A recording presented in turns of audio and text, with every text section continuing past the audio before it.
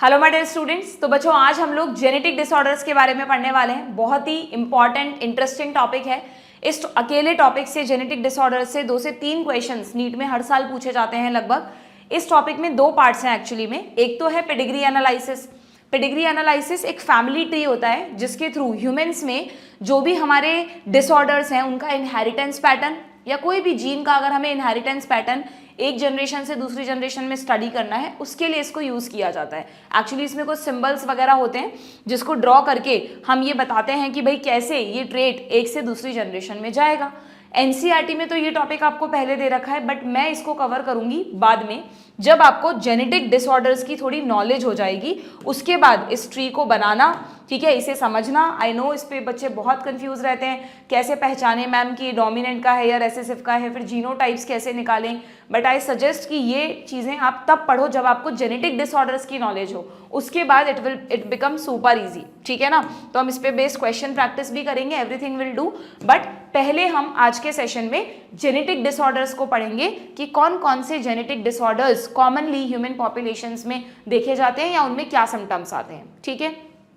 तो pedigree analysis में ही last में जो उसकी हेडिंग है उसी के लास्ट में एक पैराग्राफ दिया है बच्चों, जरा वो देखना आप लोग।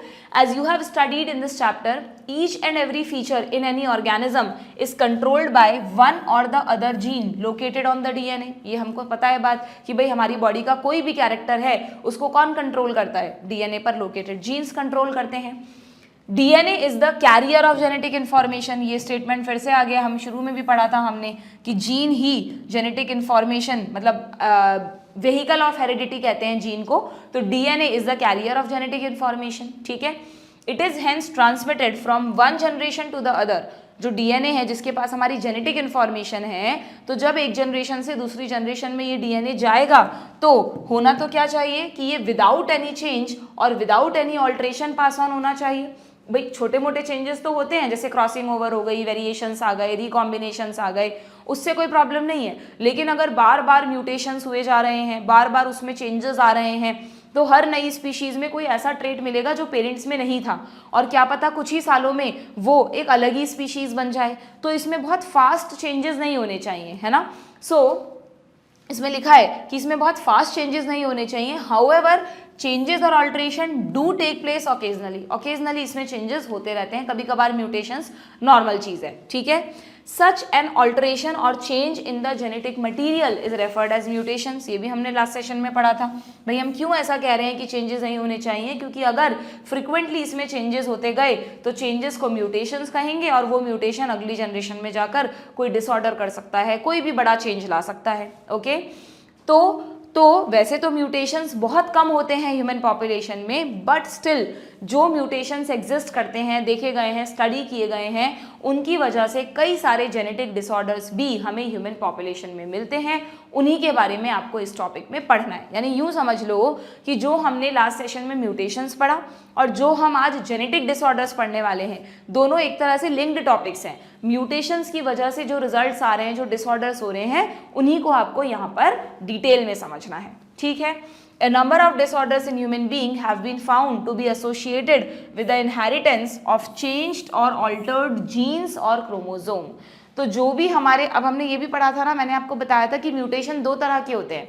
या तो सिर्फ एक जीन में म्यूटेशन हुआ है कि अगर ये हमारा कोई एक क्रोमोसोम है, इसका मान लो ये कोई एक जीन है, इस जीन में जो भी सीक्वेंस होती है, एक जीन में 1000 बेस पेयर, 1000 न्यूक्लियोटाइड भी हो सकते हैं, ठीक है।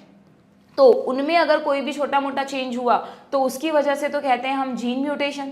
और अगर मान लो पूरी क्रोमोसोम की यहाँ से लेकर तक यहाँ तक की आर्म डिलीट हो गई, डुप्लीकेट हो गई, ट्रांसलोकेट हो गई, एक्सचेंज हो गया 2 नॉन होमोलोगस के बीच में अलग अलग टुकड़ों का, तो फिर जो म्यूटेशंस आएंगे उसमें मैनी जीन्स इन्वॉल्व होंगे, और ऐसे म्यूटेशंस कहलाएंगे क्रोमोसोमल म्यूटेशन। तो बिल्कुल उसी बेसिस पर डिसऑर्डर्स को भी आप 2 कैटेगरी में डिवाइड कर दो। अगर एक सिंगल जीन में म्यूटेशन की वजह से वो डिसऑर्डर हुआ है तो उसको कहते हैं बच्चों मेंडेलियन डिसऑर्डर। यहाँ पे थोड़ा सा कंफ्यूजन है, ध्यान रखना। अगर एक सिंगल जीन में डिस्टर्बेंस की वजह से डिसऑर्डर हुआ है ना, सिंगल जीन में म्यूटेशन की वजह से डिसऑर्डर हुआ है, तो उसको क्या कहते हैं, तो उसको कहते हैं मेंडेलियन डिसऑर्डर। उसको जेनेटिक डिसऑर्डर नहीं कह रहे हम अलग से हम उसको कह रहे हैं मेंडेलियन डिसऑर्डर, ठीक है, क्योंकि बट ऑब्वियस वो एक जीन में हुआ है, तो जो मेंडल के प्रिंसिपल्स हैं वो भी फॉलो करता है। और अगर क्रोमोजोम में अगर म्यूटेशन किस में हुआ है, किसी क्रोमोजोम के सेगमेंट में हुआ है, तो क्रोमोजोमल म्यूटेशन अगर है तो उसकी वजह से जो डिसऑर्डर्स होंगे ना बच्चों, उनको कहेंगे क्रोमोजोमल डिसऑर्डर्स। क्या कहेंगे?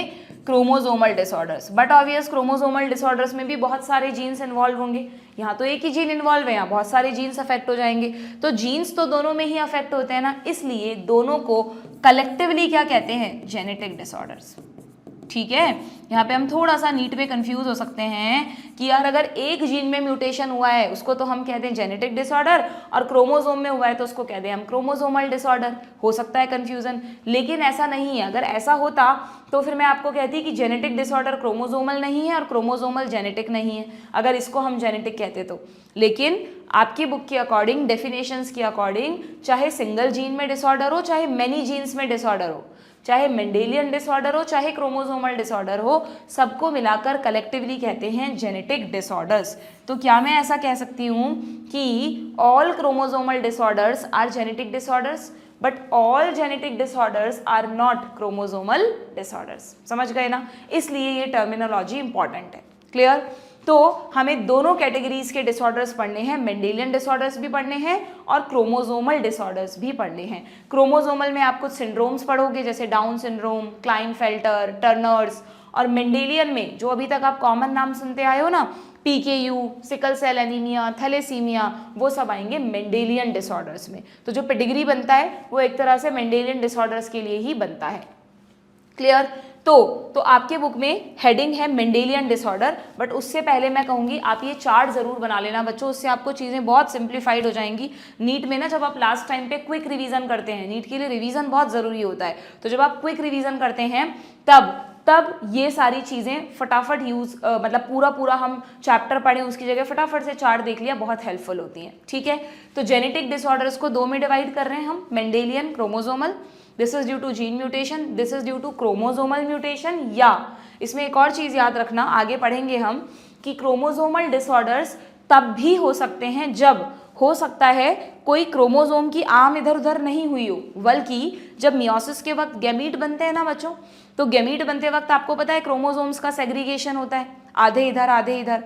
तो वो सेग्रीगेशन अगर इम्प्रॉपर तरीके से हुआ है, जिसको कहेंगे नॉन डिसजंक्शन ऑफ क्रोमोजोम, तो भी उसकी वजह से आपको मेजर चेंजेस देखने को मिलेंगे। अभी मैं इसको डिटेल में नहीं ले रही हूँ, आगे मैं समझाऊंगी कि अगर मान लो 23 क्रोमोसोम एक मेटाफेजिक प्लेट पर अरेंज है ना, तो हम कह रहे हैं कि 23 इधर जाने चाहिए थे, 23 इधर जाने चाहिए थे, बट मान लो 22 पेयर तो प्रॉपर्ली सेग्रीगेट हो गए, लेकिन एक पेयर जो था वो कोई भी हो सकता है, वो कोई ऑटोजोम का पेयर हो सकता है या वो कोई सेक्स क्रोमोसोम का पेयर हो सकता है, वो किसी एक ही तरफ चला गया पूरा पेयर, इधर दोनों ऑटोजोम इधर चलेगा, इधर एक भी नहीं गया।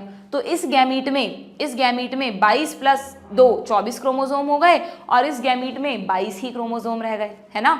तो इस तरह के गैमीट्स का अगर आगे जाकर फ्यूजन हो जाए तो क्या होगा, उसकी वजह से क्रोमोसोम का नंबर ही चेंज हो जाएगा। आप देखना इन सारे डिसऑर्डर्स में आपको या तो एक क्रोमोसोम ज़्यादा मिलेगा या एक क्रोमोसोम कम मिलेगा। ठीक है, जो जिन भी पर्सन को ये डिसऑर्डर्स होते हैं, जैसे आप पढ़ोगे डाउन सिंड्रोम में टोटल क्रोमोसोम्स होते हैं 47, क्लाइनफेल्टर में भी 47, जबकि टर्नर में एक कम रह जाता है, टोटल क्रोमोसोम होते हैं 45। तो दे आर वेरी मतलब इस तरह के सिंड्रोम्स हैं जिनमें पर्सन कई बार तो सर्वाइव भी नहीं कर पाता है बहुत टाइम तक, या स्टेरिलिटी होती है, मल्टीपल सिम्टम्स आते हैं, मतलब वो एक नॉर्मल पर्सन की तरह दिखेगा ही नहीं आपको। ठीक है, तो ये सिंड्रोम्स हैं जो कि किसकी वजह से हो सकते हैं, किसी क्रोमोसोमल म्यूटेशन की वजह से हो सकते हैं, जैसे कैंसर भी इसी में आ सकता है एक तरह से, और या फिर ये जो हम पढ़ेंगे वो है नॉन डिसजंक्शन ऑफ क्रोमोसोम्स की वजह से। क्लियर, ये जो टर्म्स मैंने यहाँ लिखी हैं, इस पूरे टॉपिक को हम डिटेल में अलग से बाद में लेंगे जब हम ये डिसऑर्डर्स पढ़ लेंगे। ठीक है, तो अभी हम फोकस करेंगे मेंडेलियन डिसऑर्डर्स पर। अब मेंडेलियन में मैं तुम्हें कह रही हूँ एक ही जीन में म्यूटेशन हुआ है, अगर वो जीन ऑटोजोम्स पर है तो उसे ऑटोजोमल डिसऑर्डर कह दो, अगर वो जीन किसी सेक्स क्रोमोसोम पर है तो उन्हें सेक्स लिंक डिसऑर्डर्स कह दो। ऑटोजोम पे भी जिस जीन में म्यूटेशन हुआ है, अगर वो एक डोमिनेंट एलील है तो वो डिसऑर्डर हो गया ऑटोजोमल डोमिनेंट, और अगर रेसेसिव एलील म्यूटेशन से रेसेसिव एलील बना है तो वो हो गया ऑटोसोमल रेसेसिव डिसऑर्डर। बिल्कुल सेम पैटर्न होगा, जैसे आप कहते हो ना कि डोमिनेंट अगर अकेला होगा हेट्रोजाइगस कंडीशन में भी खुद को एक्सप्रेस कर देगा, बिल्कुल वही पैटर्न यहाँ देखने को मिलता है कि अगर किसी पर्सन में एक एलील भी इसका हुआ तो उसको भी वो डिजीज हो जाएगी, दोनों हुए तब तो होगी ही होगी। और अगर रेसेसिव डिसऑर्डर है तो अगर एक अकेला एलील है स्मॉल ए है तो डिजीज नहीं होगी, पर अगर दो एलील हैं स्मॉल ए साथ में है तो फिर वो डिजीज हो जाएगी। ठीक है। और जो एक्स लिंक्ड, अच्छा सेक्स लिंक्ड में भी अब देखो जो जीन है वो एक्स पे भी हो सकता है, वाई पे भी हो सकता है, तो एक्स लिंक्ड डिसऑर्डर्स भी होते हैं, वाई लिंक्ड भी होते हैं, बट हमें सिर्फ एक्स लिंक्ड पे फोकस करना है। एक्स लिंक्ड में भी डोमिनेंट भी होते हैं, रेसेसिव भी होते हैं, पर हमें अगेन सिर्फ रेसेसिव के बारे में पढ़ना है। आप ये मत सोचना कि इसमें सिर्फ एक ही कैटेगरी होती है, सेक्स लिंक्ड डिसऑर्डर में सारी पॉसिबिलिटीज होती हैं, बट हमें हमारे कोर्स में जो दिया गया है उसी से क्वेश्चन पूछे जाएंगे, that is x linked recessive disorders. ठीक है।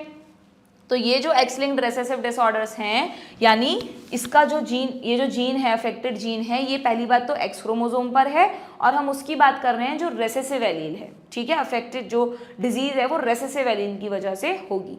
अब इन तीनों में वैसे तो बहुत सारे एग्जाम्पल्स आते हैं बच्चों, लेकिन जो एग्जाम्पल्स हमें एनसीईआरटी में दिए हैं वो हमारे लिए प्राइम इंपॉर्टेंस रखते हैं, तो वो तो हमें याद होने चाहिए। इन पे बहुत ज़्यादा एग्जाम्पल बेस्ड क्वेश्चंस भी पूछे जाते हैं। तो देखो आप यहीं पर इस चार्ट में ही याद कर लो, ऑटोसोमल डोमिनेंट में आता है मायोटोनिक डिस्ट्रॉफी।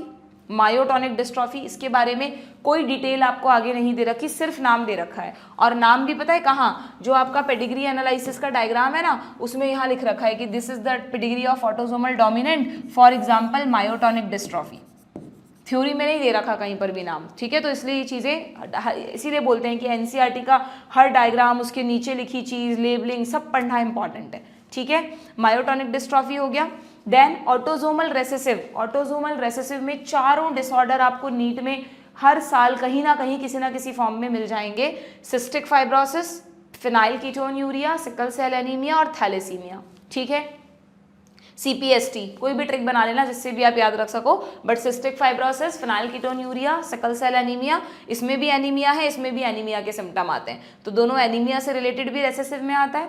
PKU जो कि प्लियोट्रॉपी का भी एग्जाम्पल है, पॉइंट म्यूटेशन का भी एग्जाम्पल है, वो भी इसी में आता है। ठीक है। अगेन सिस्टिक फाइब्रोसिस की डिटेल्स नहीं है, बट थोड़ी सी इसकी नॉलेज होनी चाहिए, तो मैं आपको कुछ इसके सिम्टम्स बताऊंगी। और एक्स लिंक्ड रेसेसिव को याद रखने का सबसे अच्छा तरीका है, फिजिक्स में आपने एक बुक सुनी होगी HC वर्मा, तो HC से याद रखना हीमोफीलिया एंड कलर ब्लाइंडनेस। ये मैं ट्रिक सिर्फ वहीं बताती हूँ जहाँ मुझे पता है बच्चे कंफ्यूज होते हैं। इसमें होता है कंफ्यूजन, जब नीट में ऑप्शंस आते हैं ना तो ये दोनों रेसेसिव है, तो आप ऑटोसोमल रेसेसिव और एक्स लिंक्ड रेसेसिव को मिक्स कर देते हो, but do remember x linked recessive में HC वर्मा। ठीक है। तो H यानी हीमोफीलिया, C यानी कलर ब्लाइंडनेस। ओके। C यानी colour blindness. Okay. Colour blindness में आते हैं ना question, a man colour blind man marriage with a women, haemophilia में भी आते हैं इस तरह के क्वेश्चन, सबसे ज्यादा कलर ब्लाइंडनेस पे आते हैं, तो ये एक्स लिंक्ड रेसेसिव डिसऑर्डर्स हैं। ठीक है। ये मैंने क्यों लिखा है यहाँ पर, किसी को याद आ रहा है? ये आपके इस चैप्टर में नहीं है यहाँ पर मस्कुलर डिस्ट्रॉफी, बट अगर ध्यान हो तो जब हमने लोकोमोशन एंड मूवमेंट चैप्टर पढ़ा था तो वहाँ पर मस्कुलर डिस्ट्रॉफी था, माइस्थीनिया ग्रेविस और मस्कुलर डिस्ट्रॉफी, देख लेना अगर भूल गए तो 11th एनसीईआरटी में उठा के, है ना। तो मस्कुलर डिस्ट्रॉफी और मायोटोनिक डिस्ट्रॉफी देखो कितने मिलते जुलते नाम है, आराम से जब नीट में ऑप्शंस आएंगे तो हम खिचड़ी बना देंगे, दोनों को मैच कर देंगे, मिक्स कर देंगे, है ना। मायोटोनिक भी डिस्ट्रॉफी और मस्कुलर भी डिस्ट्रॉफी, दोनों में एक तो डिस्ट्रॉफी वर्ड आ रहा है, ऊपर से मायो मतलब भी मसल्स और मस्कुलर मतलब तो मसल्स है ही, है ना। तो हमें इन दोनों में एग्जैक्टली क्या डिफरेंस है वो थोड़ा सा पता होना चाहिए, और मेन बात तो हमें ये ध्यान रखनी है कि ये ऑटोसोमल डोमिनेंट डिसऑर्डर है, जबकि muscular dystrophy x linked recessive disorder है। ठीक है। वैसे इसका पूरा नाम होता है ड्यूशेन्स मस्कुलर डिस्ट्रॉफी, इसको शॉर्ट में DMD कहते हैं। ड्यूशन साइंटिस्ट का नाम है, ड्यूशेन्स मस्कुलर डिस्ट्रॉफी, DMD। ठीक है। बट तुम्हें तो अगर देंगे ऑप्शंस में वो तो सिर्फ यही नाम देंगे, मस्कुलर डिस्ट्रॉफी। ठीक है। क्लियर। ये मैंने आपको बताई दिया एन्यूप्लॉइडी में कौन कौन आता है, तो इसको तो अभी जाने दो। तो ऑटोसोमल मतलब ये जेनेटिक डिसऑर्डर के मेंडेलियन डिसऑर्डर्स में तुम्हें 3 कैटेगरीज याद रखनी है। ऑटोसोमल डोमिनेंट में मायोटोनिक डिस्ट्रॉफी, ऑटोसोमल रेसेसिव में 4 disorder, CPST, cystic fibrosis, PKU, SC और thalassaemia, and sex linked recessive या एक्स लिंक्ड रेसेसिव में HC, haemophilia and colour blindness. ये याद रखना चाहो तो रख सकते हो एडिशनली, है तो सही NCERT में, बस इस चैप्टर में नहीं है। ओके, अब वन बाय वन इनको पढ़ें क्या। चलो पहले इस पर एक पैराग्राफ दिया है वो देख लेते हैं, मेंडेलियन डिसऑर्डर्स पे। यहाँ लिखा है, अच्छा मेंडेलियन डिसऑर्डर हेडिंग है और उसके अंदर जेनेटिक डिसऑर्डर समझाया है, ठीक है ना। तो genetic disorder grouped into 2 categories, Mendelian and chromosomal. Mendelian and chromosomal हमने चार्ट ऑलरेडी बना लिया है। अब अगर हम मेंडेलियन की बात करें तो Mendelian disorders are mainly determined by alteration or mutation in the single gene. Highlight करना इसे, सिंगल जीन में हो रहा है ये, इसीलिए तो मेंडल के लॉ फॉलो कर रहा है, ठीक है। These disorders are transmitted to the offspring on the same line as we have studied in the principles of inheritance, ठीक है। So the pattern of inheritance, एक minute, the pattern of inheritance of such Mendelian disorders can be traced in a family by the pedigree analysis. Do remember, जो हम pedigree analysis सीखेंगे बाद में, वो पूरी तरह से Mendelian disorders के लिए ही होता है, क्योंकि वहीं पर एक जीन अफेक्ट हुआ है। Okay, most common and prevalent Mendelian disorders are, already हम पढ़ चुके हैं, देखो हीमोफीलिया, कलर ब्लाइंडनेस, ये दोनों एक्स लिंक्ड हैं, दोनों एक्स लिंक्ड हैं। Cystic fibrosis, sickle cell anaemia, phenylketonuria और थैलेसीमिया, ये चारों ऑटोसोमल रेसेसिव हैं और मायोटोनिक डिस्ट्रॉफी डायग्राम में दिया है, ठीक है। It is important to mention here that such Mendelian disorders may be dominant और recessive. By pedigree analysis, one can easily understand whether the trait is dominant or recessive. Pedigree से समझ में आ जाता है, हम सीखेंगे कैसे. Similarly, the trait may also be linked to the sex chromosome, जैसे कि हीमोफीलिया में and color blindness में. यहाँ पे आप and color blindness भी लिख सकते हो. Color blindness. It is evident that this X-linked recessive trait show transmission from carrier female to male progeny. ये लाइन आपको अभी समझ में नहीं आएगी, पेडिग्री में समझ में आ जाएगा कि अगर एक फीमेल इस डिसऑर्डर की कैरियर है, एक्स-लिंक्ड डिसऑर्डर्स की खासियत होती है बच्चों कि अगर फीमेल कैरियर है तो वो डिजीज मेल में जाएगी, ठीक है। कैसे अभी नहीं बताती, फिर मुझे पूरा डिटेल बताना पड़ेगा, पेडिग्री के वक्त हम सीखेंगे हाउ कैरियर क्या होता है, ये सब हम सीखेंगे वहाँ पर, ठीक है। A representative pedigree is shown in this, discuss with your teacher and design pedigrees for character of this, ठीक है, वो सब हम करेंगे बाद में। चलो, तो अब हम सबसे पहले मेंडेलियन डिसऑर्डर्स के बारे में पढ़ते हैं। आपकी बुक में हेडिंग होगी सबसे पहले कलर ब्लाइंडनेस, ठीक है। उससे पहले मैं कुछ एडिशनल चीज़ें यहाँ पर आपको बता रही हूँ कि जो हमारे मेंडेलियन डिसऑर्डर्स का भी हमने चार्ट बनाया ना, आपको मेनली वही चार्ट याद रखना है बच्चों। अगर किसी बच्चे को बहुत ज़्यादा लगता है कि नहीं मैम हमें तो सारे डिसऑर्डर्स बताओ, तो भी मैंने सारे तो नहीं बताए हैं, बट जो भी PYQs में कभी ना कभी पूछे गए हैं सिर्फ उनके नाम लिख दिए हैं, ठीक है। हो सकता है कुछ PYQ में नहीं हो, कहीं मैंने पढ़ा हो, मुझे इंपॉर्टेंट लगा हो, बट अगेन मैं कहूँगी इसको बनाने की कोई नीड नहीं है। सिर्फ कभी कभार तुम कोई बहुत पुराने सालों के क्वेश्चन करते हो, वहाँ तुम्हें ऐसे नाम दिख जाएँ तो तुम बिल्कुल ही अननोन ना हो, इसलिए मैंने लिख दिए हैं। जैसे डोमिनेंट में आपको तो मेनली यही याद रखना है, मायोटोनिक डिस्ट्रॉफी, बट आपने वो देखा है ऋतिक रोशन 6 उंगलियां मतलब एक अंगूठा एक्स्ट्रा है उसका, तो इस तरह की कंडीशन को बोलते हैं पॉलीडेक्टाइली। पॉलीडेक्टाइली, डेक्टाइली मीन्स फिंगर, है ना। ब्रैकीडेक्टाइली में फिंगर कम नहीं होती, छोटी होती है नॉर्मली साइज में, बहुत छोटी फिंगर्स होती हैं।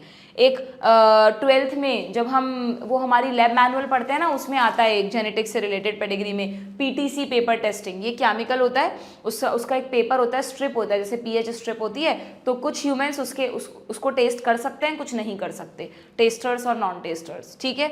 एंड एक ब्रेन से रिलेटेड मतलब एक नर्वस सिस्टम से रिलेटेड डिसऑर्डर होता है जिसको बोलते हैं हंटिंगटन कोरिया, ओके। तो ये सब ऑटोसोमल डोमिनेंट डिजीजेस के सिर्फ एग्जाम्पल हैं, आपको मेनली यही याद रखना है। रेसेसिव में जो 4 एग्जाम्पल हमें याद रखने हैं वो तो हैं ही। एक देखना, तुम जब क्वेश्चंस करोगे तो तुमको फिनाइलकीटोन्यूरिया से मिलती जुलती अगर टर्म मिले ना, एल्केप्टोन्यूरिया, तो इसमें क्या होता है, इसमें ना हमारे यूरिन में, जिसको ये डिसऑर्डर होता है उसके यूरिन में एल्केप्टोन बॉडीज एक होता है होमोजेंटेसिक एसिड, वो जाना शुरू हो जाता है। वो तुम्हें नहीं याद रखना, तुम्हें बस ये याद रखना है कि इस एल्केप्टोन्यूरिया को ब्लैक यूरिन डिजीज कहते हैं, क्योंकि यूरिन में उस केमिकल की वजह से जब उस यूरिन को एयर में रखते हैं ना कुछ समय के लिए, तो वो ऑक्सीडाइज हो जाता है केमिकल और ब्लैक कलर का हो जाता है, तो उस डिजीज को कहते हैं ब्लैक यूरिन डिजीज। ऐसा नहीं है पर्सन का यूरिन ही ब्लैक आ रहा है, यूरिन को जब एयर में एक्सपोज करते हैं तो इट बिकम्स ब्लैक, ठीक है, ओके। एल्बिनिज्म, ये भी एक ऑटोसोमल रेसेसिव प्रॉब्लम, मैंने बताया था ना आपको उसमें कि अगर सारी रेसेसिव एलील्स हैं तो कलर कैसा होगा, दैट इज एल्बिनिज्म। टे सेक डिजीज, विल्सन्स डिजीज, ठीक है। एंड सेक्स लिंक्ड रेसेसिव में बस HC याद रखो, muscular dystrophy that is DMD।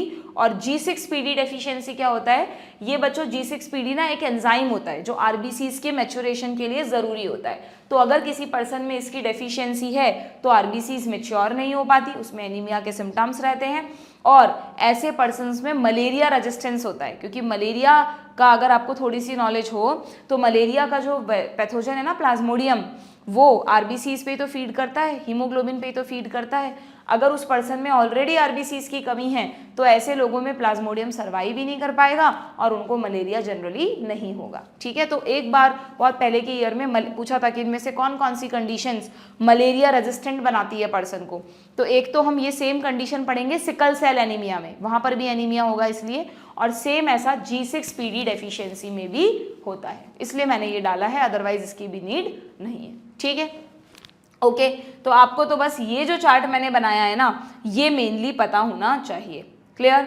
अब ये जो मैं आपको कह रही थी कि ये जो दो डिसऑर्डर्स हैं, myotonic dystrophy and muscular dystrophy, इन दोनों में क्या बेसिक डिफरेंस है बच्चों, देखना। ये एक डायग्राम मुझे मिला है, ये बड़ा अच्छा सा मुझे लगा समझाने के लिए, कि जो मायोटोनिक डिस्ट्रॉफी है उसमें भी मसल्स की वीकनेस होगी और जो मस्कुलर डिस्ट्रॉफी है उसमें भी मसल्स की वीकनेस होगी। लेकिन दोनों में फर्क क्या है, ये तो मैंने आपको कहा ऑटोसोमल डोमिनेंट डिसऑर्डर है, जबकि ये एक्स लिंक्ड रेसेसिव डिसऑर्डर है, एक्स लिंक्ड रेसेसिव डिसऑर्डर है। एक तो ये डिफरेंस हो गया। दूसरा क्या डिफरेंस होता है कि मायोटोनिक डिस्ट्रॉफी में जैसे जैसे पर्सन की एज बढ़ती है वैसे वैसे उसको मस्कुलर वीकनेस रहती है और इतनी कम ग्रोथ होती है बच्चों उसकी बॉडी में मसल्स की, जैसा तुम्हें यहाँ पर फिगर में दिख रहा है, पर्सन बहुत ज़्यादा थिन एंड वीक होता है, मतलब बिल्कुल हड्डियाँ ही दिख रही हैं तुम्हें इसकी ना, क्योंकि मस्कुलर ग्रोथ ही नहीं है कहीं पर भी। ओके, लो IQ रहता है जनरली इनका, हार्ट प्रॉब्लम्स भी रहती हैं, फटीग होता है, मल्टीपल एंडोक्राइन ग्लैंड से रिलेटेड डिसऑर्डर्स होते हैं, बहुत सारी चीज़ें होती हैं इनमें, बहुत सारी प्रॉब्लम्स होती हैं, not only of specially muscles. तो इस डिसऑर्डर को कहते हैं मायोटोनिक डिस्ट्रॉफी। तुमसे कोई सिम्टम नहीं पूछेगा, सिर्फ मैं बता रही हूँ कि फ़र्क क्या है दोनों में। और जो मस्कुलर डिस्ट्रॉफी है ना, उसमें जैसे जैसे बच्चे की, जब बच्चा बॉर्न होता है ना तो बिल्कुल नॉर्मल लगता है, पता ही नहीं चलता उसको कोई डिसऑर्डर है, बट जैसे जैसे बच्चा बड़ा होता है ना तो वो क्रिपलिंग करने लगता है, यानी वो प्रॉपरली नहीं चल पाता, थोड़ा सा चलेगा गिर जाएगा। और जैसे जैसे एज बढ़ेगी, एक एज ऐसी आती है 8 मतलब 12-13 साल की एज, जब उसको उसके पैर बिल्कुल ही सपोर्ट नहीं करते, उसको व्हील चेयर पर ही बैठना पड़ता है, यानी व्हील चेयर के बिना वो नहीं चल सकता, ठीक है। तो ये जो कंडीशन है इसको कहते हैं मस्कुलर डिस्ट्रॉफी। ओके, ये जो इसमें है ना, शुरू में तो स्केलेटल मसल्स ही अफेक्टेड हैं, बट लेटर ऑन 15-16 साल में इसमें जनरली हार्ट मसल्स और जो हमारी दूसरी स्मूथ मसल्स है ना वो भी इन्वॉल्व हो जाती है और पर्सन की डेथ भी हो जाती है, ठीक है। DMD के पर्सन जनरली 15-16 साल के बाद सर्वाइव नहीं कर पाते। तो तुम्हें यहाँ पे एक पॉइंट याद रखना है जो तुम्हारे 11th NCERT में दे रखा है कि मस्कुलर डिस्ट्रॉफी क्यों होती है, due to mutation in gene responsible for short में लिख दूं क्या, रिस्पॉन्सिबल फॉर डिस्ट्रोफिन प्रोटीन। हम सबकी बॉडी में बच्चों एक प्रोटीन होता है दैट इज डिस्ट्रोफिन प्रोटीन। ये प्रोटीन देखो, ऐसे मत समझना कि इस प्रोटीन की वजह से डिजीज हो रही है, डिस्ट्रोफिन प्रोटीन इस डिजीज से हमें बचाता है। अगर हमारी बॉडी में डिस्ट्रोफिन प्रोटीन बनेगा तो ये प्रॉब्लम नहीं होगी, लेकिन डिस्ट्रोफिन प्रोटीन को बनाने वाले जीन में अगर म्यूटेशन हो गया तो ये डिजीज हो जाती है जिसका नाम है मस्कुलर डिस्ट्रॉफी, ठीक है ना। तो डिस्ट्रॉफी वर्ड दोनों में आ रहा है, बट अगर ऐसा क्वेश्चन नीट में आ जाए कि डिस्ट्रोफिन प्रोटीन को बनाने वाले जीन में म्यूटेशन की वजह से इनमें से कौन सा डिसऑर्डर होगा, तो आपका आंसर मायोटोनिक नहीं होगा, आपका आंसर होगा मस्कुलर डिस्ट्रॉफी। ऐसे याद रखो, मसल वाले चैप्टर में क्या पढ़ा है, मस्कुलर डिस्ट्रॉफी, ठीक है। तो मस्कुलर डिस्ट्रॉफी रेसेसिव है और उसमें डिस्ट्रोफिन जीन में प्रॉब्लम आती है, ठीक है। और कोई ट्रिक अच्छी सी तुम्हें बनानी आए तो तुम बना लेना, बस इतनी सी चीज़ें तुम्हें याद रखनी है इन दोनों के बारे में, ठीक है। तो ऑटोसोमल डोमिनेंट डिसऑर्डर्स तो हमें पढ़ने नहीं है डिटेल में। ऑटोसोमल रेसेसिव की बात करें तो ये तीनों तो डिटेल में दिए हैं, इसका सिर्फ नाम दिया है, लेकिन मैंने अगेन PYQs में सिस्टिक फाइब्रोसिस पर बेस्ड कुछ क्वेश्चंस देखे हैं, तो तुम बिल्कुल अपनी वही एनसीईआरटी में बहुत शॉर्ट में सिस्टिक फाइब्रोसिस के कुछ सिम्टम्स लिख लो, समझ लो इस डिजीज में हुआ क्या। अगेन जीन म्यूटेशन की वजह से हो रही है ये भी। तो यहाँ पर क्या होता है बच्चों कि ऐसा जीन जो हमारी बॉडी में म्यूकस बनाता है ना, उस म्यूकस बनाने वाले जीन में कोई डिफेक्ट हो गया है, जिसकी वजह से ऐसे पर्सन्स में बाय बर्थ बहुत ही थिक म्यूकस बनता है। म्यूकस बहुत ज़्यादा थिक नहीं होना चाहिए ना, हमारे 3 ट्रैक्स में म्यूकस होता है, डाइजेस्टिव ट्रैक में, रेस्पिरेटरी ट्रैक में और रिप्रोडक्टिव ट्रैक में। तो अगर म्यूकस बहुत ज़्यादा थिक बनेगा, जैसे ये नॉर्मल एयरवे दिखाया है तुम्हें, अब तुम सोचो अगर बहुत ज़्यादा थिक एंड स्टिकी म्यूकस बनेगा तो वो जमा नहीं हो जाएगा एयरवेज में, एक तो इनकी इलास्टिसिटी कम कर देगा, इस पाथ को नैरो कर देगा, तो थोड़े अस्थमा जैसे सिम्टम आएंगे, यानी सांस लेने में दिक्कत होगी, है ना। वहीं पर म्यूकस रह रहा है, बार बार हट नहीं रहा, तो पैथोजेंस वहीं पर ट्रैप हो जाएंगे और इन्फेक्शन कर देंगे। ओके, तो जनरली ऐसे पर्सन्स में कॉमनली रेस्पिरेटरी इन्फेक्शंस हो जाते हैं, सांस लेने में दिक्कत आती है, ये तो रेस्पिरेटरी सिम्टम हो गए। प्लस क्योंकि डाइजेस्टिव सिस्टम में भी तो म्यूकस है हमारा, चाहे सलाइवा देख लो, गैस्ट्रिक जूस हो, पेनक्रियाटिक जूस हो, बाइल जूस हो, सब में म्यूकस होता है बच्चों, ठीक है। तो जब वो जूस बनकर आएंगे, जैसे पेनक्रियास से पेनक्रियाटिक जूस आ रहा है, तो म्यूकस पेनक्रियाटिक डक्ट को भी ब्लॉक करेगा, क्योंकि म्यूकस कैसा है, थिक है। बाइल डक्ट को भी ब्लॉक करेगा, है ना, और भी तरह तरह की गैस्ट्रोइंटेस्टाइनल प्रॉब्लम्स क्रिएट करेगा। प्लस रिप्रोडक्टिव ट्रैक में भी म्यूकस है, तो वहां भी कुछ ना कुछ कॉम्प्लिकेशंस कर देगा। तो यानी ओवरऑल बॉडी में सिम्टम्स आ रहे हैं, डिफेक्ट एक ही जीन में हुआ है बट सिम्टम्स बहुत सारे हैं, क्योंकि वही सेम याद है प्लियोट्रॉपी में हमने क्या पढ़ा था, अगर एक ऐसा जीन डिफेक्टिव हो जाए जिसका प्रोडक्ट मल्टीपल मेटाबॉलिज्म पाथवे में इन्वॉल्व है, तो उसको कहते हैं प्लियोट्रॉपिक जीन। तो यहाँ पे तुम्हें नहीं लग रहा सिस्टिक फाइब्रोसिस में भी तो यही हो रहा है कि एक जीन जो म्यूकस बनाता है, अगर उसमें डिफेक्ट हुआ तो multiple phenotypes will be affected. तो क्या ये भी प्लियोट्रॉपी का एक एग्जाम्पल हुआ। तो प्लियोट्रॉपी में जनरली ये जो हम ऑटोसोमल रेसेसिव डिसऑर्डर्स पढ़ रहे हैं ना, एक तो cystic fibrosis, CPST, PKU, sickle cell anaemia, thalassaemia, इन सब में प्लियोट्रॉपी, ये सब प्लियोट्रॉपी भी है, ठीक है। तो ये मैंने यहाँ पर इसके जो आपको मेन याद रखने हैं वो सिम्टम्स लिख दिए हैं। आप भी अपनी एनसीईआरटी में इनको बिल्कुल शॉर्ट में लिख देना, जिससे आपको ध्यान रहे कि सिस्टिक फाइब्रोसिस क्या डिजीज है ना। फाइब्रोसिस वर्ड इसलिए यूज कर रहे हैं क्योंकि ये जो पाथवेज हैं, एयरवे वगैरह है, इनमें म्यूकस इकट्ठा होने की वजह से वो फाइब्रोसिस वर्ड हम कब यूज करते हैं, कोई चीज़ बहुत हार्ड हो जाती है, उसकी इलास्टिसिटी कम हो जाती है, स्पॉन्जीनेस खत्म हो जाती है, इसलिए यहाँ पे वर्ड यूज करा जा रहा है फाइब्रोसिस, ठीक है। क्लियर है क्या, आगे बढ़ें। चलिए भाई, तो अब हमें वन बाय वन सारी डिजीज के बारे में पढ़ना है। सबसे पहले जो सीपीएसटी, जो ऑटोसोमल रेसेसिव हैं, है ना, सिस्टिक फाइब्रोसिस तो हमें पढ़ना नहीं है। अच्छा आपकी बुक में ना पहले बच्चों वो नहीं बताया, पीएसटी को बाद में डिस्क्राइब किया है, पहले एच और सी, कलर ब्लाइंडनेस और हीमोफीलिया एंड कलर ब्लाइंडनेस, इन दोनों को पढ़ लेते हैं, ठीक है। देखें क्या लिखा है इसके बारे में। हाँ जी, तो सबसे पहले आपको कलर ब्लाइंडनेस के बारे में बताया है।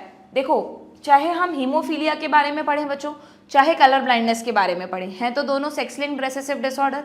एक चीज समझना, फिर हम इन डिसऑर्डर्स के सिम्टम्स की बात करेंगे कि if we are talking about X linked recessive disorders, ठीक है,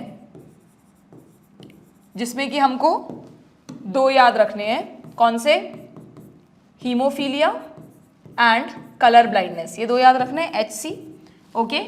तो इनमें आपको किस तरह का इनहेरिटेंस पैटर्न मिलेगा, आपको ध्यान है मैंने आपको बोला था कि भाई सेक्स डिटर्मिनेशन के वक्त बताया था, या पूरे चैप्टर में भी बताया था कि अगर हम ह्यूमंस की बात करें तो ह्यूमंस में जो ह्यूमन मेल है उसके पास सेक्स क्रोमोसोम में XY होता है, जबकि जो ह्यूमन फीमेल है उसके पास सेक्स क्रोमोसोम के लिए XX होता है। ऑटोसोम्स तो हैं, उनकी बात नहीं कर रहे हम, क्योंकि we are talking about X linked recessive disorder, यानी एक ऐसा जीन जो X क्रोमोसोम पर बैठा हुआ है, ठीक है। तो अब तुम मुझे खुद बताओ कि अगर हम एक रेसेसिव जीन, रेसेसिव एलील की बात कर रहे हैं, तो मेल में Y पर तो होगा ही नहीं इसका एलील, सिर्फ X पर ही होगा। तो मेल में अगर मान लो यहाँ पर 2 पॉसिबिलिटीज हैं, या चलो यहीं पे बता देती हूँ कि यहाँ पर ये एलील बैठा हुआ है, तो क्या इसको वो डिजीज हो जाएगी।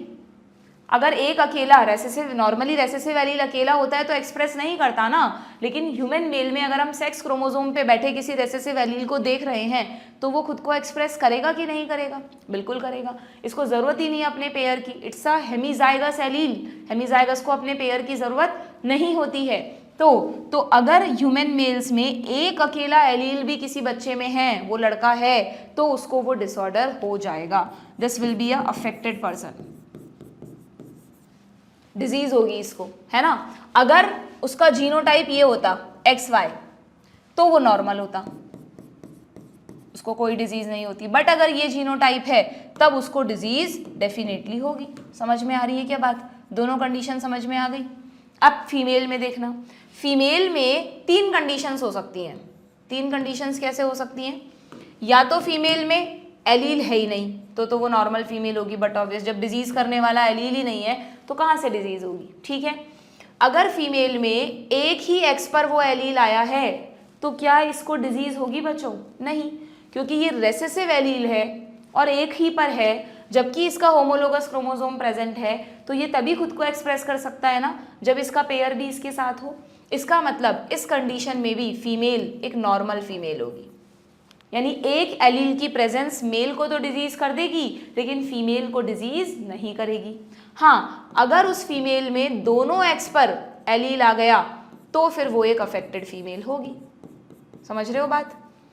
अब इसमें आप यहाँ पर एक टर्म यूज करते हो बच्चों, ये जो नॉर्मल फीमेल हैं जिनमें सिम्टम्स तो नहीं है, still they are carrying the allele ना, they are carrying the gene ना, तो इनको बोलते हैं बच्चों कैरियर्स।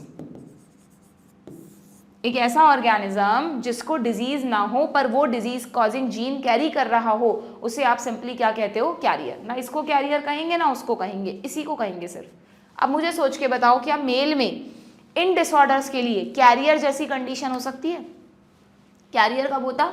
जब एक एलील होता और उसकी वजह से डिजीज नहीं होती। तो एक्स लिंक्ड एलील्स में तो ऐसा पॉसिबल ही नहीं है मेल में कि एक अकेला एलील हो और डिजीज ना हो।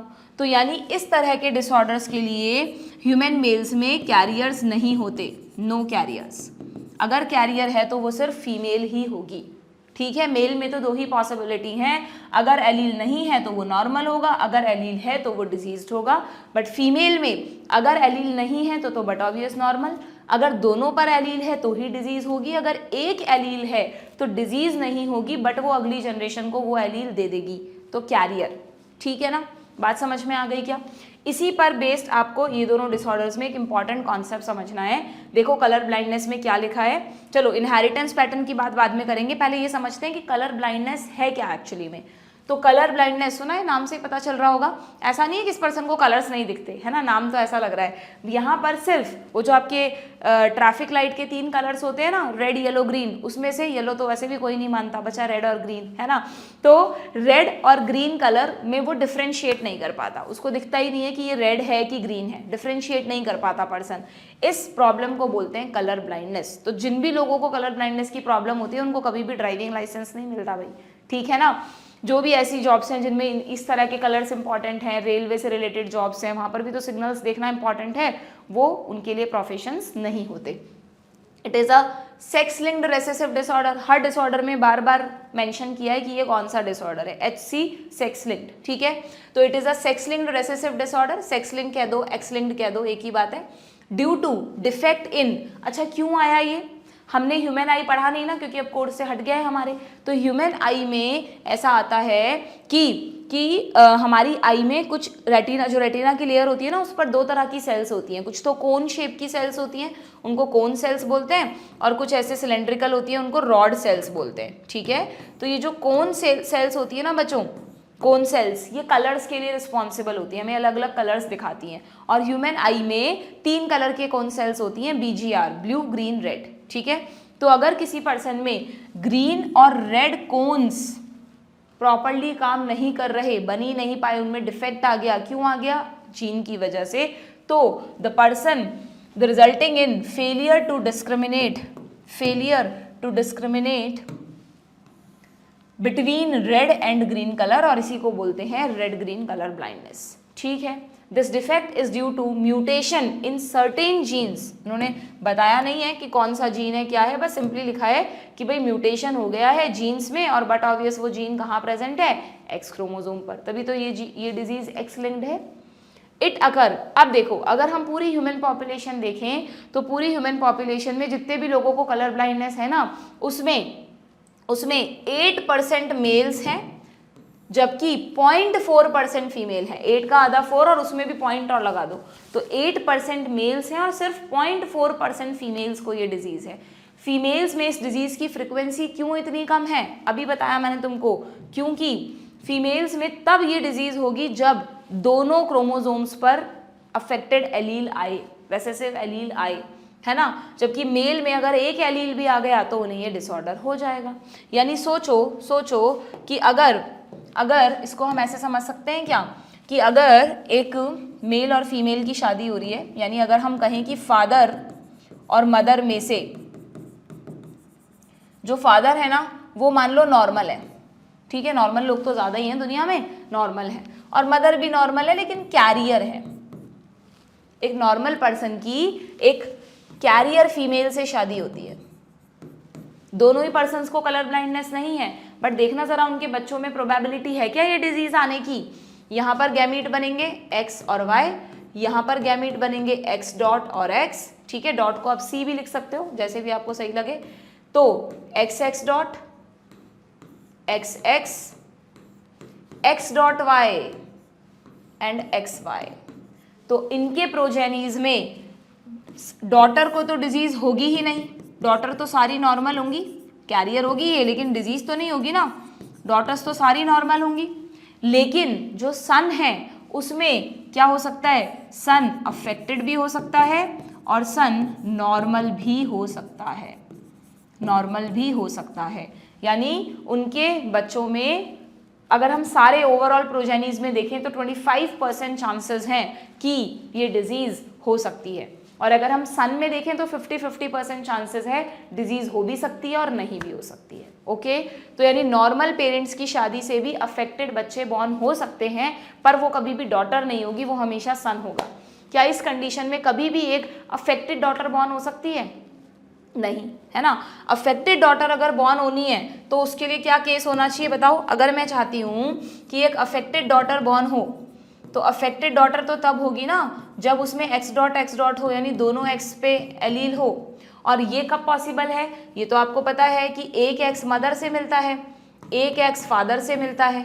यानी अगर इसको इधर हम फादर माने तो फादर का जीनोटाइप रहा हो एक्स डॉट वाई, और मदर अगर अफेक्टेड ना भी हो तो एटलीस्ट कैरियर तो होनी चाहिए, तभी तो ये दोनों जुड़कर आगे जाकर बनाएंगे, है ना।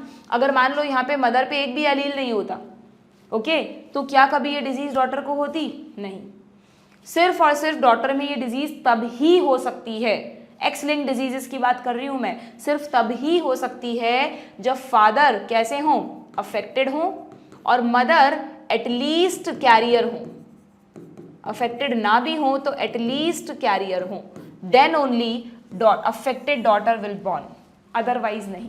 इसलिए इन दोनों जो डिजीज हैं HNC, haemophilia and colour blindness, दोनों ही केसेस में ह्यूमन पॉपुलेशन में फीमेल्स में इनका रेशो ना के बराबर है। जितने भी डिजीज पर्सन हैं वो ज़्यादातर मेल हैं, ठीक है, बात समझ में आ गई ना। ये दो हीमोफीलिया एंड कलर ब्लाइंडनेस दोनों के लिए बात फॉलो होती है। ये जो मैंने ड्रॉ किया है this is for haemophilia and colour blindness, जो भी एक्स लिंक्ड रेसेसिव डिसऑर्डर्स हैं उनके लिए ये एप्लीकेबल है, इनहेरिटेंस पैटर्न, ठीक है। और भी बहुत सारी पॉसिबिलिटीज हो सकती हैं, अलग अलग तरह से क्वेश्चंस बन सकते हैं। लास्ट में जब हम सारे डिसऑर्डर कर लेंगे तो कुछ ज़्यादा तो इतना टाइम तो नहीं है कि मैं आपको हर टॉपिक पे कराऊं, तो मैंने कुछ सारे टॉपिक्स के मिला जुला के 5-6 क्वेश्चंस लिए हैं, वो at the end of disorders हम डिस्कस करेंगे, ठीक है, क्लियर। बाकी तुम खुद से करना, जब तक आप इस तरह के क्वेश्चन नहीं करोगे, सिर्फ समझने की चीज़ नहीं है ये, प्रैक्टिकली करके देखो इसको, ओके। तो यहाँ क्या लिखा है कि भाई ये रेशो क्यों है, क्योंकि this is because the gene that lead to red green color blindness are on the X chromosome. Male have only one X chromosome while female have 2 X chromosome. So इस लाइन को समझ सकते हो तुम, the son of a woman who carries the gene, अगर एक woman carry कर रही है जीन को तो उसके सन में 50% chances of being colour blind है। क्या ऐसा देखा क्या अभी हमने कि अगर एक वुमेन कैरियर है तो सन में 50% चांसेस हैं ये डिजीज होने के। और इस केस में हो सकती है क्या, सन को देखना जरा, इस केस में बताओ तो, यहाँ पर गैमीट्स बनाना जरा, यहाँ पर एक तो एक्स डॉट बनता और एक वाई बनता, यहाँ पे एक्स डॉट और एक्स बनता, तो एक्स डॉट हो सकता है या एक्स डॉट एक्स हो सकता है, या ये वाली कंडीशन आ सकती है क्या बच्चों, एक्स डॉट वाई, और अगर ये दोनों मिल जाते तो एक्स वाई। यानी अगेन 50% चांसेस हैं कि सन को डिजीज हो सकती है, 50% चांसेस है नहीं हो सकती। डॉटर में भी दोनों कंडीशन है, अगर एक्स डॉट एक्स मिलता तो डॉटर में भी 50% चांसेस है, डिजीज हो भी सकती है नहीं भी हो सकती। ठीक है, हमें मेनली अभी इस वाले से मतलब ये वाली कंडीशन आपको ध्यान रखी है, इसलिए मैंने सिर्फ यही ड्रॉ की है। ओके, तो किसी भी तरह का इनहेरिटेंस पैटर्न पूछ लें, आपको आंसर निकालना आना चाहिए, बहुत ईजी है, कॉन्सेप्ट पता होना चाहिए। ओके, तो 50% chances of being colour blind. The mother is not herself colour blind because the gene is recessive, क्योंकि मदर को कैरियर लिखा है यहाँ पर। That means that its effect is suppressed bye her matching dominant normal gene. जब तक dominant उसके साथ है तब तक वो खुद को एक्सप्रेस नहीं करेगा। और आगे फिर से क्लियर किया है कि डॉटर कब तक कलर ब्लाइंड नहीं होगी, अगेन वेरी इंपॉर्टेंट। ये सब लाइंस आपको थ्योरेटिकली समझ में नहीं आएंगी, जो मैंने क्रॉस बनाया है प्रैक्टिकली समझ में आएंगी। A daughter will not normally be color blind unless her mother is a carrier and her father is color blind।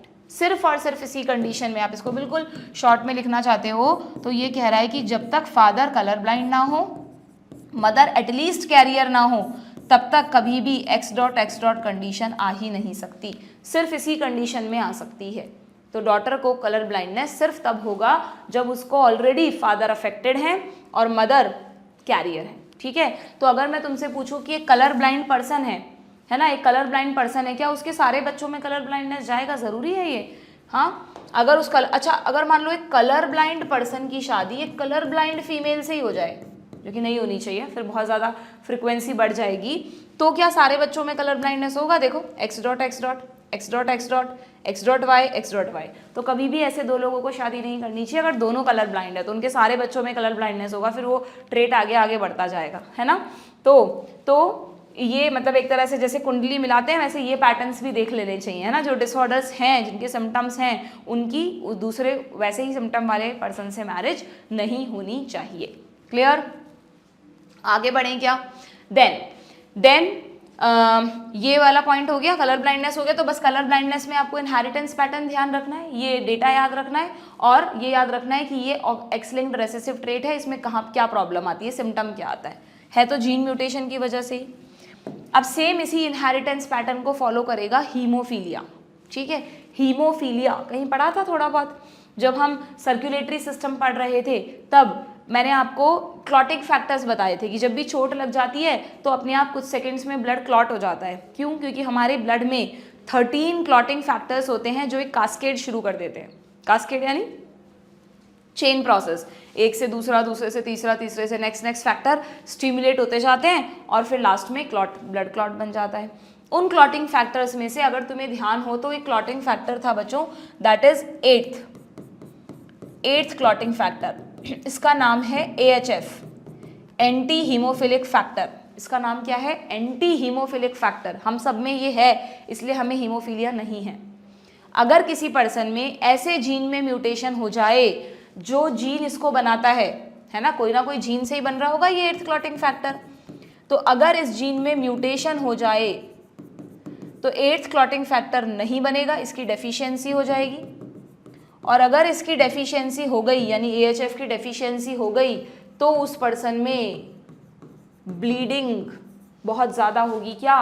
बिल्कुल होगी, क्योंकि नो ब्लड क्लॉट ही नहीं बन पाएगा। ये कास्केड इतना इंपॉर्टेंट है बच्चों कि अगर 13 फैक्टर्स में से एक भी फैक्टर मिसिंग हुआ, उसकी डेफिशिएंसी हुई, तो पर्सन में क्लॉट नहीं बन पाता। तो इसलिए हीमोफीलिया कोई ऐसे बहुत छोटी मोटी बीमारी नहीं है कि ठीक है एक क्लॉटिंग फैक्टर ही तो नहीं है, क्या फ़र्क पड़ता है। एक क्लॉटिंग फैक्टर एब्सेंट होने का मतलब है उसमें कोई सिम्टम नहीं दिखेंगे तुम्हें, सिम्टम तो क्या ही दिखेंगे, लेकिन हाँ जैसे जैसे वो बच्चा बड़ा होगा कभी ना कभी तो खेलेगा, कूदेगा, गिरेगा, चोट लगेगी, तो नॉर्मल चीज़ है। तो जब भी वो कभी गिरेगा, उसको चोट लग गई या कोई छोटा मोटा कट भी अगर उसको लग गया ना, तो नॉन स्टॉप ब्लीडिंग होती है। ब्लीडिंग को रोकना ही पॉसिबल नहीं हो पाता है। ठीक है, तो हालांकि अब तो खैर मेडिकल साइंस ने इसका भी शायद कुछ ना कुछ जितने भी हम जेनेटिक डिसऑर्डर्स पढ़ते हैं ना बच्चों, इन जेनेटिक डिसऑर्डर्स के बारे में आप पढ़ोगे कि जीन थेरेपी बनाई गई है, बायोटेक्नोलॉजी में बताऊंगी उसके बारे में कि कितना अच्छा हो कि हम इन डिसऑर्डर्स को एम्ब्रियोनिक स्टेज पे ही ट्रीट कर दें। जब एम्ब्रियोनिक स्टेज हो ना तो एमनियोसेंटेसिस पढ़ा था ना हमने, उससे हमको डिफेक्ट्स तो पता चल ही जाते हैं, क्रोमोसोमल डिफेक्ट, हमें पता चल जाए कि भाई इस बच्चे को ये डिसऑर्डर है और वहीं पर हम उसमें वो अफेक्टेड जीन हटाकर एक नॉर्मल जीन डाल दें, तो वो बच्चा जब बॉर्न होगा ना उसे डिसऑर्डर ही नहीं होगा। That is gene therapy. अभी इतनी ऐसा नहीं है कि बहुत कॉमन है, हर जगह अवेलेबल है, बहुत सारे इसमें लिमिटेशंस हैं, पढ़ेंगे हम कैसे होता है क्या होता है, वो सब बायोटेक का पार्ट है। तो ये जो हीमोफीलिया का जो डिसऑर्डर है ना बच्चों, इसमें जनरली पर्सन बहुत लॉन्ग टाइम तक सर्वाइव ही नहीं कर पाता, क्योंकि ऐसा कैसे पॉसिबल है कि किसी को कभी कोई गिरे नहीं, चोट नहीं लगे। अब हाँ, कोई बहुत ही एकदम बढ़िया, बहुत ही ज़्यादा प्रिकॉशन रख रहे हैं एकदम ध्यान से कि भाई इसको कभी चोट ही नहीं लगने देनी है लाइफ में, कभी ब्लड ही ना आए इसकी बॉडी से, तो एक अलग बात है, तो वो सर्वाइव कर जाएगा। अदरवाइज अगर उसके चोट लगी, कोई मान लो इंटरनली डैमेज हो गया, जस्ट गिर गया, बाहर कट नहीं लगा, अंदर कोई ब्लड वेसल लीक हो गई, कई बार इंटरनल ब्लीडिंग भी तो हो जाती है, तो हमें पता नहीं चलता, वो अपने आप हील हो जाती है, ठीक है ना। जैसे कई बार नील नहीं पड़ जाता तो वो इंटरनली हमारी blood vessels, blood capillaries rupture हो जाती है, अपने आप क्लॉट भी हो जाती है, ठीक है, ब्लीडिंग अपने आप रुक जाती है। बट उस बच्चे में वो अपने आप क्लॉट नहीं होगा, इंटरनली इतना ब्लड लॉस हो जाएगा कि उस बच्चे की डेथ हो सकती है, ठीक है। तो हीमोफीलिया या तो होगी ही नहीं, अगर होगी तो जब भी उसको चोट लगेगी नॉन स्टॉप ब्लीडिंग की वजह से it may lead to death.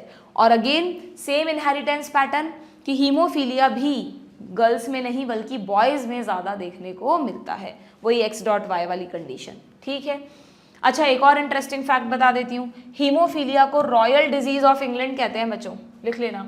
Haemophilia के दो नाम और लिख रही हूँ मैं यहाँ पर। हीमोफीलिया को एक तो ब्लीडर्स डिजीज कह सकते हैं क्योंकि इसमें लगातार ब्लीडिंग हो रही है, और इसको कहते हैं रॉयल डिजीज ऑफ इंग्लैंड। क्यों भाई?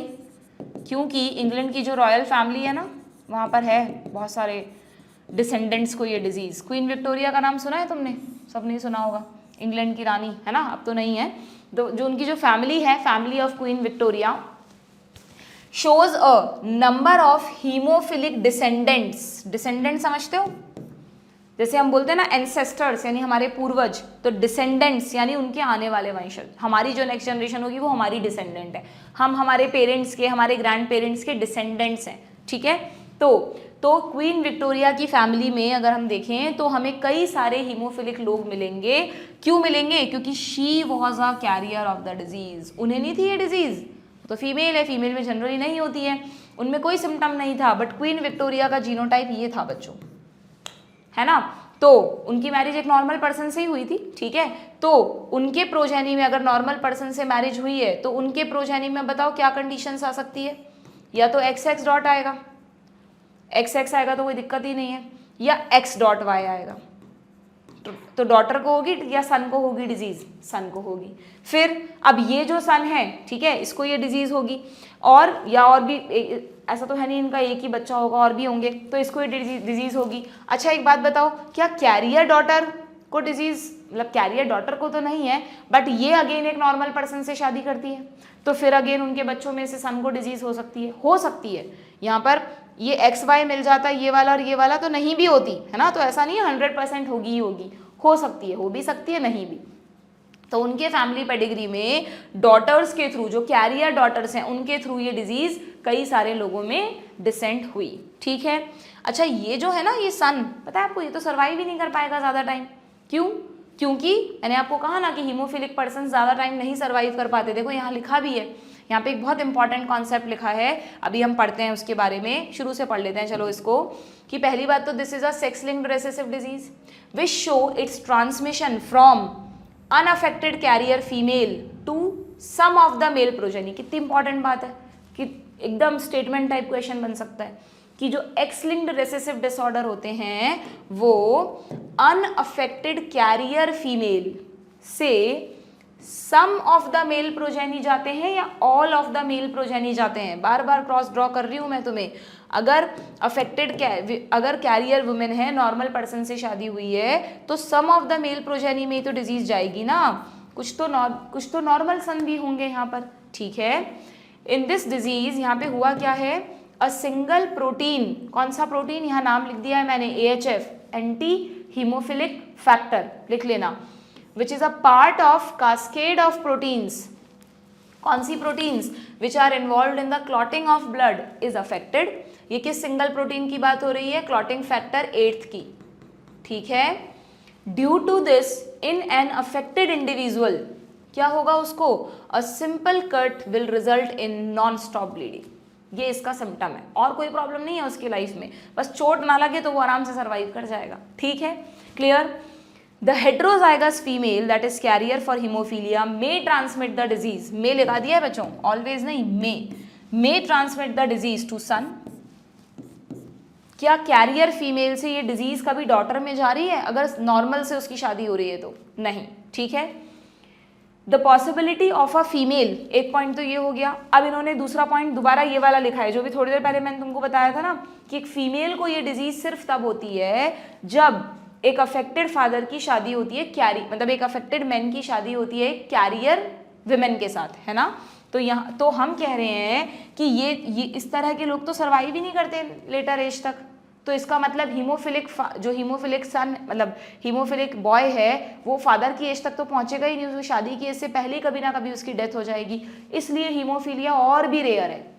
कलर ब्लाइंडनेस में तो फिर भी डेथ जैसा कुछ नहीं था, अगर किसी पर्सन को कलर ब्लाइंडनेस है तो ठीक है, कोई बात नहीं, उसको रेड ग्रीन कलर डिस्क्रिमिनेट नहीं होता, तो उसकी शादी अगर एक कैरियर विमेन से हो जाए तो डॉटर में डिजीज जा सकती है, इसलिए 0.4% केसेस कलर ब्लाइंडनेस में फीमेल के तो देखे हैं हमने, लेकिन हीमोफीलिया में और भी रेयर है। क्यों? क्योंकि इस कंडीशन तक मेल अनवाइबल हो जाता है, यानी वो जिंदा ही नहीं रहता, ठीक है।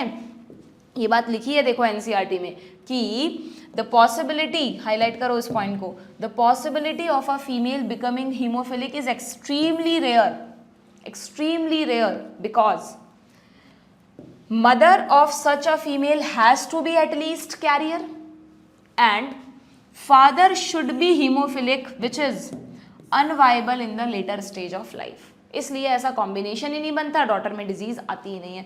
क्वीन विक्टोरिया की भी बात करें तो सन की डेथ जल्दी हो गई होगी, तुम पढ़ लेना हिस्ट्री कहीं, ठीक है। और जो डॉटर्स हैं, जो कैरियर हैं, जब उनकी शादी नॉर्मल पर्सन से हुई तो अगेन डॉटर्स में वो डिजीज नहीं गई, लेकिन वो सन में गई, किसी ना किसी सन की फिर डेथ हो गई होगी, ठीक है ना। तो एक तरह से इस इनहेरिटेंस पैटर्न में क्या हो रहा है कि डॉटर, मतलब एक फीमेल से ये डिजीज एक मेल में जा रही है, जब ये वाली कंडीशन देख रहे हैं हम, है ना, फीमेल से ये डिजीज मेल में जा रही है, अगेन फीमेल से डिजीज मेल में जा रही है। तो जब इस तरह के इनहेरिटेंस पैटर्न को बच्चों क्रिस क्रॉस इनहेरिटेंस भी बोलते हैं, जहां पर ऑपोजिट जेंडर में डिजीज जाती है, क्रिस क्रॉस इनहेरिटेंस। हालांकि यहाँ पर है ना मतलब क्रिस क्रॉस इनहेरिटेंस बहुत डिटेल में नहीं है तुम्हारे, पर उसमें ऐसा भी होता है, जैसे यहाँ तो हम कह रहे हैं कि उसकी डेथ हो गई, मान लो डेथ नहीं होती, अब ये अफेक्टेड है X.Y, ठीक है।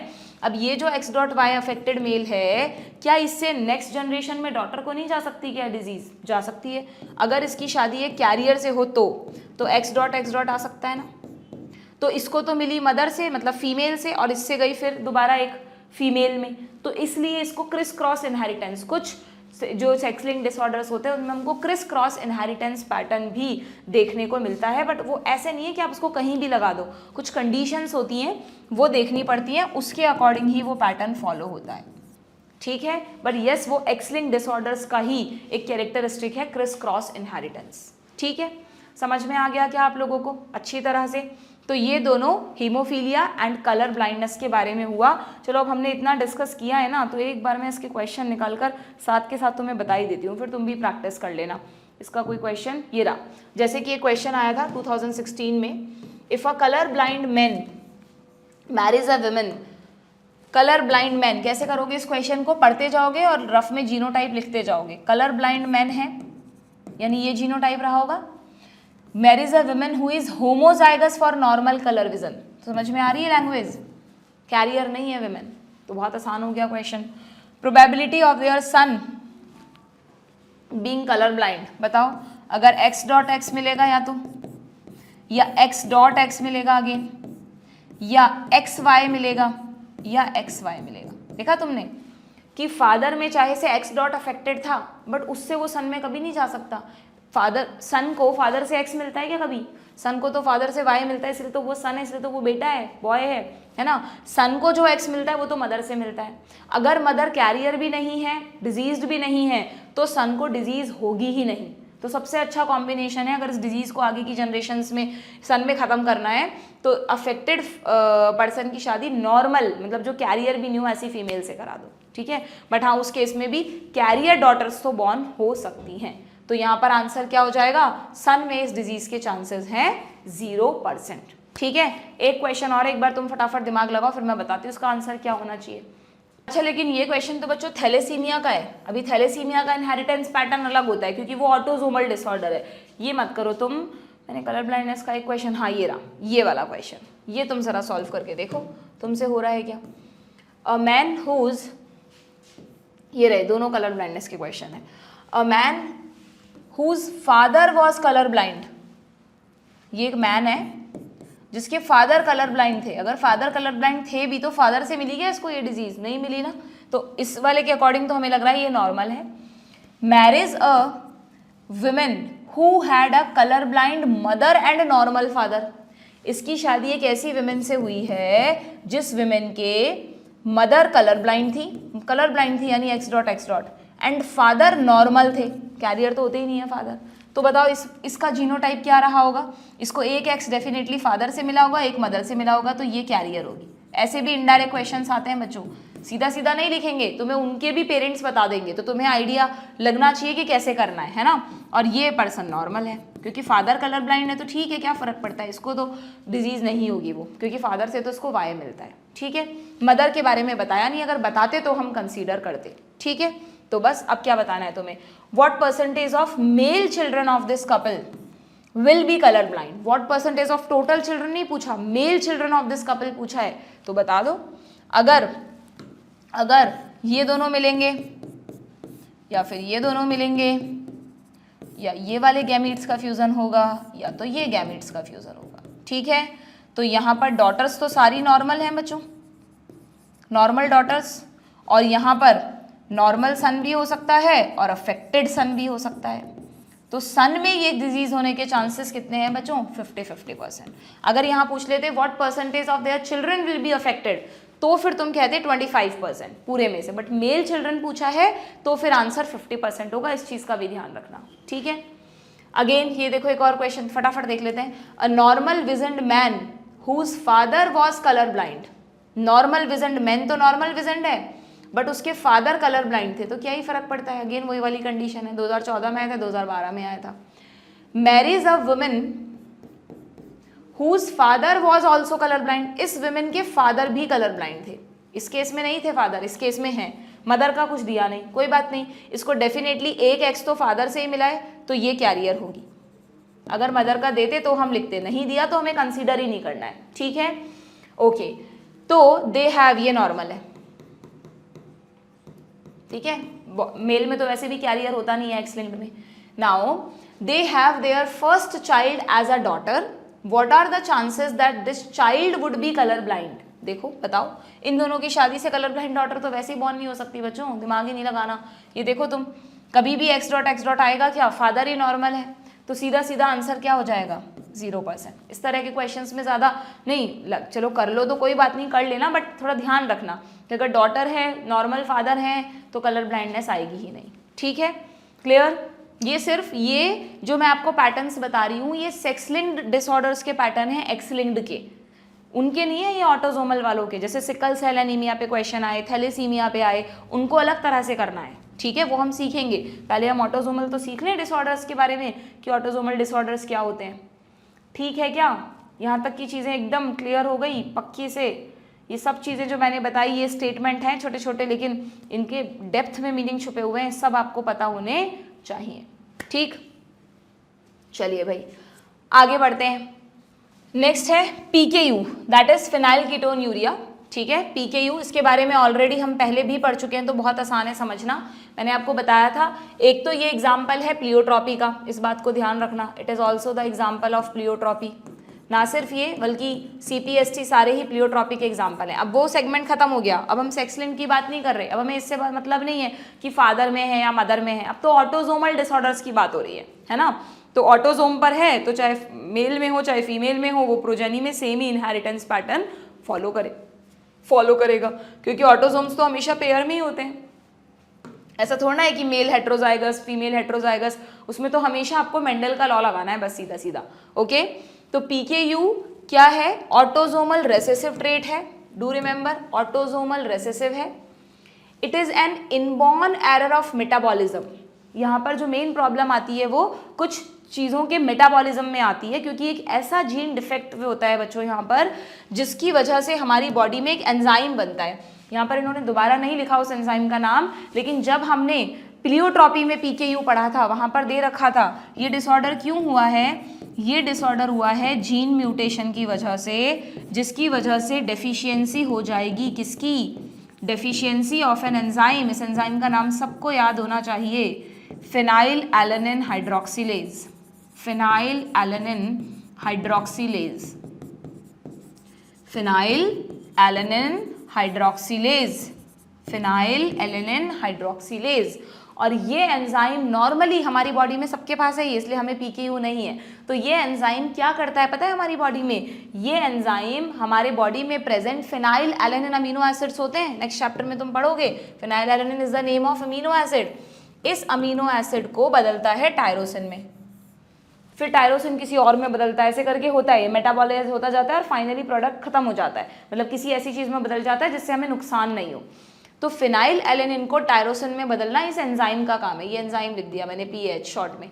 फिनाइल एलेनिन हाइड्रोक्सिलेज अगर प्रेजेंट है तो फिनाइल एलेनिन आराम से टायरोसिन में बदल जाएगा, फिर आगे इसका मेटाबॉलिज्म हो जाएगा, ठीक है। लेकिन अगर फिनाइल एलेनिन को मेटाबोलाइज करने वाला एंजाइम नहीं है किसी पर्सन में जिसको PKU है, तो this enzyme would be absent. तो ये फिनाइल एलेनिन्स कुछ हार्मफुल कंपाउंड्स में बदल जाते हैं। सीधा फिनाइल एलेनिन से टॉक्सिसिटी नहीं होती। फिनाइल एलेनिन अगर पड़ा रहेगा, अगर इसका मेटाबॉलिज्म नहीं होगा, तो it will converted into phenyl ketones and phenyl pyruvate. Phenyl pyruvic acid बोल दो, पायरुवेट बोल दो, एक ही बात है। आपकी बुक में कीटोन्स नहीं लिखा, आपकी बुक में देखो क्या लिखा है NCERT में कि the affected individual lack an enzyme, जिसका नाम मैंने यहाँ लिख दिया है। ये एंजाइम नॉर्मली क्या करता है? फिनाइल एलेनिन को टायरोसिन में बदलता है। अगर इस एंजाइम की डेफिशिएंसी है तो as a result phenylalanine is accumulated and converted into, किसमें कन्वर्ट होगा ये? Phenyl pyruvic acid and their derivatives. ये लिख दिया इन्होंने, एंड अदर डेरिवेटिव्स, बट यहाँ अदर डेरिवेटिव्स में तुम ये नाम लिख लो, phenyl pyruvic acid and phenyl ketones, क्योंकि सबसे मेन तो यही है, यही तो यूरिन में एक्सक्रीट होंगे। इस डिजीज का नाम ही फिनाइल कीटोन यूरिया है, ठीक है। ऑप्शंस में जो भी लिखा है तुम देख लेना। और ये जो फिनाइल पायरुवेट और कीटोन्स बन गए हैं ना, ये बच्चों हमारे लिए हार्मफुल हैं। ये बॉडी में जहाँ भी इकट्ठे होंगे वहीं पर प्रॉब्लम्स करेंगे। जनरली जैसे हम कह रहे हैं ना, ये तो जेनेटिक डिसऑर्डर्स तो बाय बर्थ होते हैं, जीन म्यूटेशन तो शुरू से हुआ है। ऐसा तो है नहीं कि बर्थ के बाद जीन म्यूटेशन हुआ है, बर्थ के बाद ऐसे नहीं होता है। म्यूटेशंस जो होते हैं वो जनरली जब DNA रेप्लिकेट कर रहा होता है, सेल डिवाइड करती हैं, गेमीट्स बन रहे होते हैं, तब होते हैं उस दौरान, ठीक है। तो जनरली म्यूटेशंस एक जनरेशन में और अगली जनरेशन में वो हमें दिखेगा, फिर उससे आगे आगे ट्रांसफर होता रहेगा, ठीक है। तो ये जो फिनाइल कीटोन्स हैं ये उस बच्चे के ब्रेन में इकट्ठे होंगे, उसके ब्रेन का डेवलपमेंट नहीं होने देंगे। ऐसे बच्चे मेंटली रिटार्डेड रहते हैं, मैंने बताया था प्लियोट्रॉपी में। हेयर में इकट्ठे होंगे, हेयर रिडक्शन, हेयर ग्रोथ भी बहुत कम होती है और हेयर का पिगमेंटेशन भी प्रॉपर्ली नहीं होता, व्हाइट कलर के से हेयर हो जाते हैं। ये देखो ऐसा बच्चा दिखता है PKU का। अब देखकर ही इस पिक्चर को हमेशा याद रखो अपने दिमाग में, PKU में मेंटल रिटार्डेशन रहता है। हेयर कैसे रहते हैं? बहुत कम होते हैं, ब्लैक नहीं होते, ब्राउनिश या वाइटिश होते हैं। पूरी स्किन पर भी ना बड़ा एबनॉर्मल सा पिगमेंटेशन होता है, यूनिफॉर्म नहीं लगती है स्किन, ठीक है। और लो IQ वगैरह ये सारी प्रॉब्लम्स इनको रहती है, ठीक है ना। Aggressive behaviour, negative mood, lack of pigmentation, eczema, skin से रिलेटेड प्रॉब्लम है, सीजर्स आना बार बार, दौरे पड़ना। सीजर्स बहुत सारी डिजीज में आते हैं, अलग अलग कारण है, ठीक है। ये सारी प्रॉब्लम्स रहती हैं। तो these are the symptoms of PKU। यहाँ लिखा है accumulation of these results in mental retardation, सिर्फ एक ही सिम्टम लिखा है। देखो वहाँ प्लियोट्रॉपी में इसके तीनों सिम्टम लिखे थे, mental retardation, reduction in hair and abnormal pigmentation, वो तुम यहाँ ऐड कर लेना, ठीक है। इसके अलावा जो मैंने सिम्टम्स बताए वो ऐड कर लेना, mental retardation, abnormal skin and reduction in hair. तुम्हारी एनसीईआरटी में दे रखा है प्लियोट्रॉपी में जब ये समझाया हुआ है, ठीक है। एंड इसको डायग्नोस कैसे करते हैं, अगर कोई बच्चा बॉर्न हुआ है, डॉक्टर को डाउट है कि यार इसको पीकेयू है, तो बहुत सिंपल सा उसका यूरिन टेस्ट करना होता है। नॉर्मली यूरिन में कोई फिनाइल कीटोन्स थोड़ी ना होते हैं, बट इस बच्चे के यूरिन में फिनाइल कीटोन्स मिलेंगे, क्योंकि ये जो फिनाइल कीटोन्स बन रहे हैं ना इनमें एबनॉर्मली, ये किडनी के थ्रू एक्सक्रीट होने लग जाते हैं। क्यों होने लग जाते हैं, आपकी बुक में एक लाइन लिखी है, because they are poorly reabsorbed by kidney, these are excreted through urine because of its poor absorption by kidney. Kidney में इनका कोई रीअब्जॉर्प्शन नहीं हो रहा, किडनी क्यों रीअब्जॉर्ब करेगी, कोई बॉडी के काम की चीज़ें थोड़ी ना है ये, and this start to excreted in urine, जिसकी वजह से इस डिजीज का नाम पड़ा फिनाइल कीटोन यूरिया, PKU, ठीक है। एल्केप्टॉन यूरिया को मिक्स मत कर देना, एल्केप्टॉन यूरिया में एल्केप्टॉन बॉडीज आएंगी यूरिन में, ब्लैक यूरिन डिजीज होगी वो, ठीक है। नाम थोड़ा सा मिलता जुलता है बट सिम्टम अलग अलग है। वैसे एल्केप्टॉन यूरिया तुमसे नहीं पूछेंगे क्योंकि वो एनसीईआरटी में नहीं है, ओके। तो this is all about the PKU, okay. तो जेनेटिक डिसऑर्डर्स में हमारे अब 2 डिसऑर्डर्स रह गए हैं, बट वो दोनों डिटेल में मुझे तुम्हें समझाने हैं, तो वो हम नेक्स्ट सेशन में भी, सारे डिसऑर्डर एक सेशन में नहीं हो पाएंगे, ठीक है। नेक्स्ट सेशन में हम लोग रिमेनिंग डिसऑर्डर्स पढ़ेंगे बच्चों, जिसमें ये रह गया हमारा सिकल सेल एनीमिया, थैलेसीमिया, बहुत मिलते जुलते हैं इनके सिम्टम्स, प्रॉब्लम अलग अलग है, इसको डिटेल में डिस्कस करना है, ये हम पढ़ेंगे। ये सारे हम ऑलरेडी पढ़ चुके हैं, और प्लस साथ में क्रोमोजोमल डिसऑर्डर्स भी कवर कर लेंगे, ठीक है। तो जो आज डिसऑर्डर्स हमने पढ़े हैं उस पर बेस्ड क्वेश्चंस करना, अच्छी तरह से होनी चाहिए प्रैक्टिस, ओके। कोई भी प्रॉब्लम आ रही है मुझसे पूछ लेना, और सारे डिसऑर्डर्स को एक बार रफली खुद से लिख कर देखना कौन कौन से टाइप का है, किसमें क्या सिम्टम है, किसका कैसा इनहेरिटेंस पैटर्न है। सिर्फ थ्योरी मत लिखना, ज़्यादा अच्छा है तुम क्वेश्चन प्रैक्टिस करना, उससे अपने आप थ्योरी प्रिपेयर हो जाएगी, ओके। Good bye.